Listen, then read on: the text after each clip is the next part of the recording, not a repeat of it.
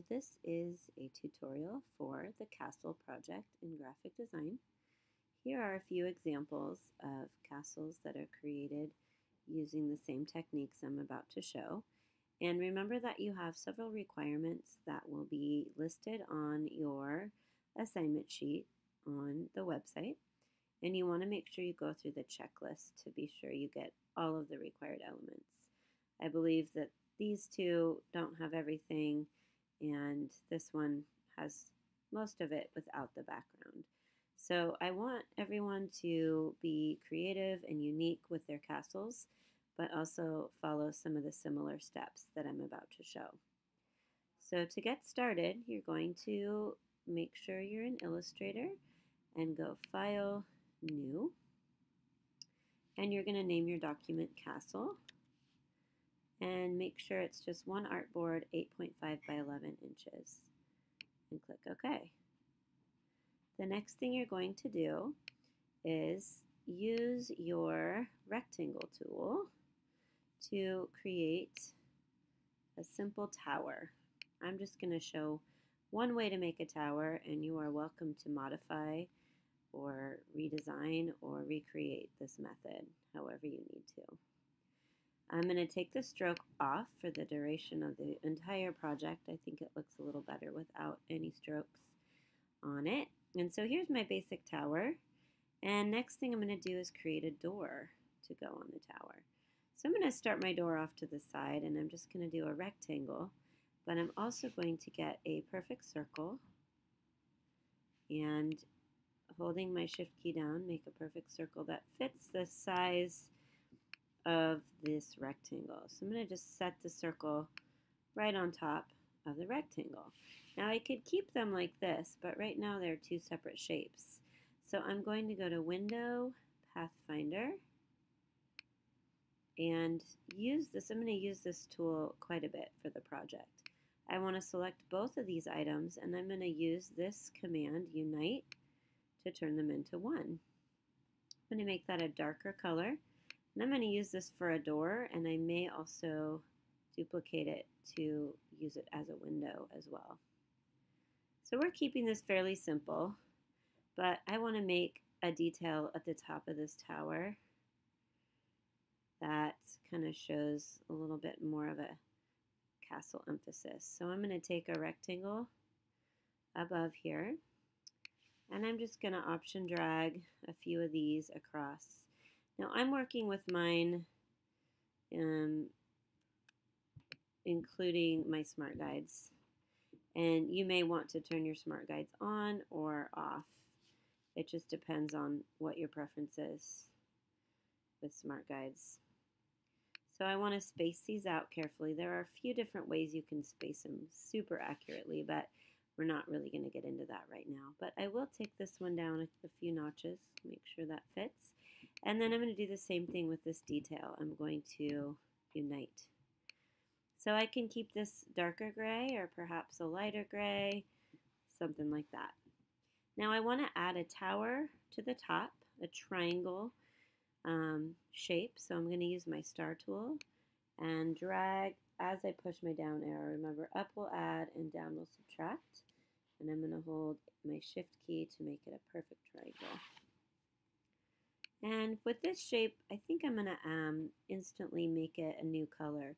And we're asking that you don't use just always the same colors that are in your swatches. In fact, if you'd like to bring up this little Swatch Libraries menu, you can choose a new set of colors that are ready-made. This one's called Middle Ages. Let's see what this brings me.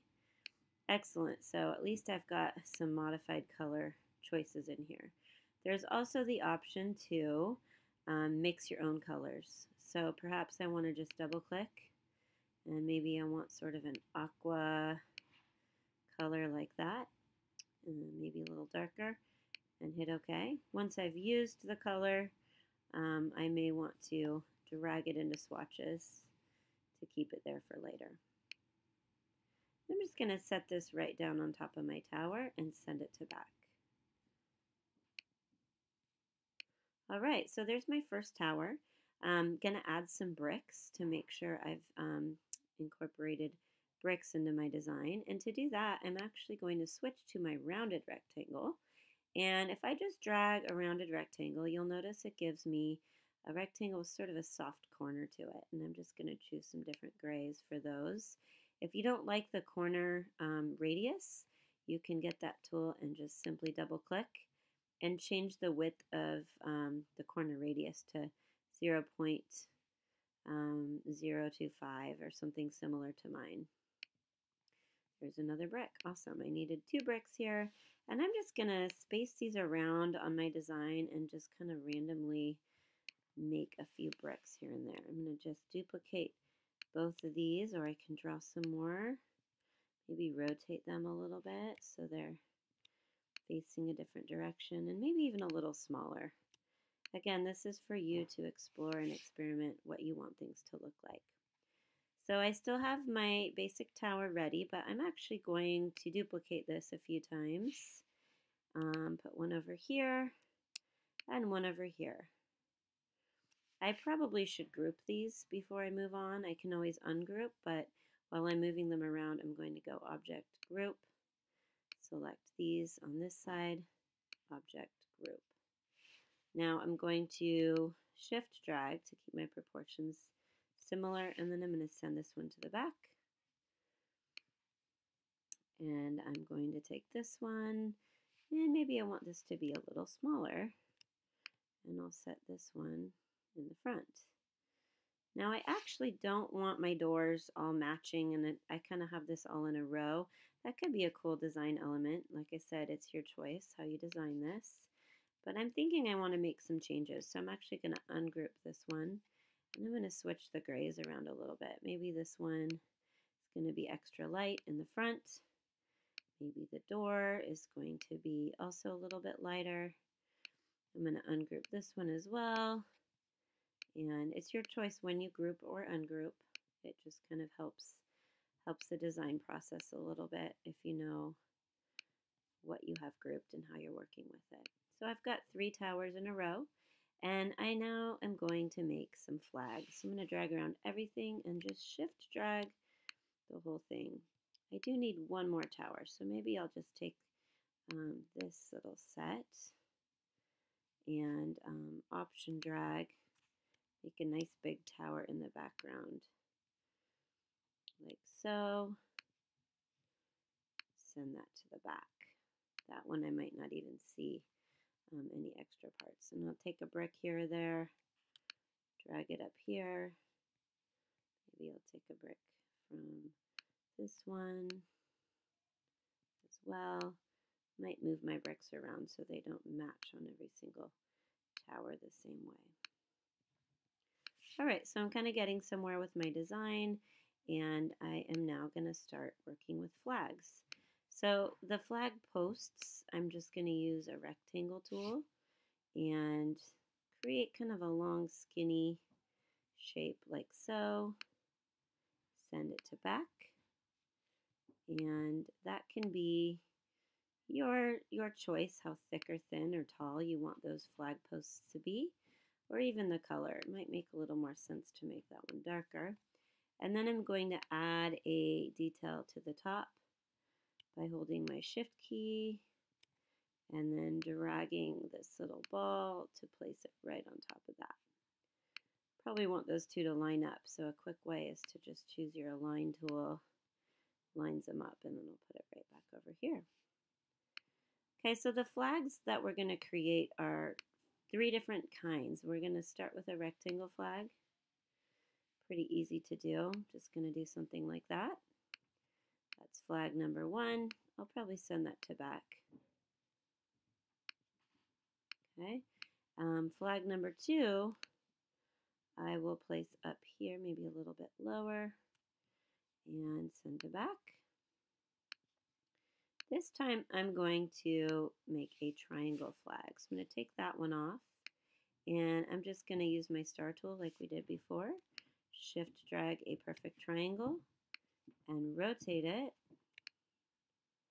And then I'm going to line it up and stretch it out just a tad so it's more of a longer flag. Now my third flag is going to be a combination of both of these. So I'm going to click on these two flags, place them over here. So I'm making a copy by option dragging, and I'm going to turn this, whoops, I went a little farther. Holding shift, I'm going to rotate it until it's perfectly positioned on the top of this. And using my Pathfinder, as you can see right above it, I select them both. I'm going to choose minus front. So there's my third flag, just a little combo of both of the two. And I'm going to take this whole tower, place it on this one, remove this, and I'm going to add this flag right over here. So I do need to move some things to the front. I'm just going to grab a couple of these and object arrange, bring to front. Gotta bring this and this to front. So we're not really working with layers yet. So just kind of knowing what should be in front of each other is something to work with. So our castle is basically looking pretty good. There are a few other details that we're going to finish it off with. So I'm going to let you continue working on your castles. One thing you do want to notice is there's a requirement to put in, I believe, 8 windows. And I promised that the door could double as a window, so that's one way to do it. You can make your own windows, you can do square windows, you can make your windows different sizes. So really it's up to you. Just make sure that you add the detail of having windows to your castle. So I'm going to wrap up this tutorial, and then I will do a second video to describe how to finish it with the sunset and the shrubs on either side.